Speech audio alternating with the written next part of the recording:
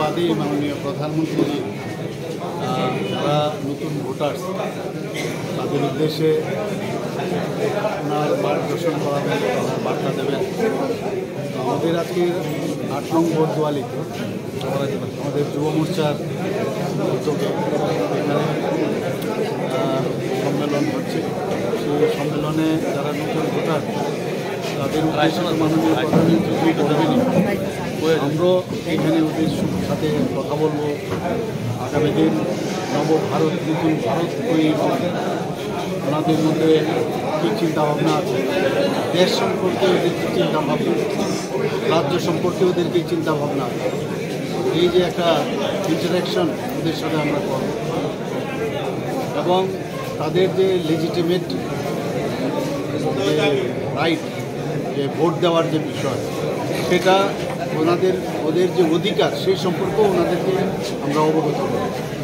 এবং শুধু ভোটদাতার অর্থ এই না যে আমি আঙুল দিয়ে টিপ দিয়ে দিলাম, তার যে স্ট্রেংথ, যে দেশ নির্মাণ করার জন্য, রাষ্ট্র নির্মাণ, সেই সম্পর্কেও ওদের থেকেও আমরা জানব এবং আমরাও আমাদের তরফ থেকে ওদেরকে করব।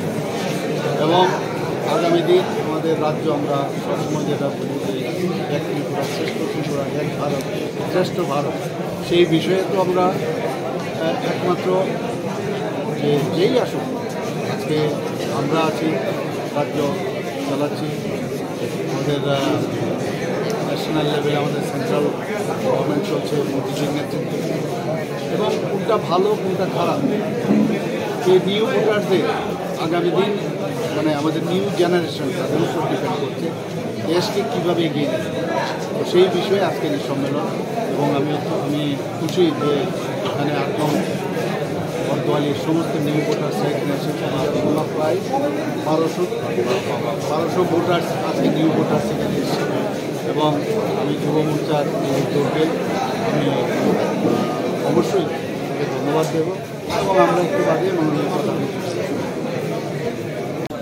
তথা আমাদের রাজ্যের সকল অভিভাবক প্রফেসর ডক্টর মানিক শাহ রয়েছেন আগরতলা মিউনিসিপাল কর্পোরেশনের। इन्होंने हम सब के बीच के भव्य स्वरूप के नव मतदाता सम्मेलन के Subscribe to Tripura Info and press the bell icon so that you never miss any latest updates and news on Tripura.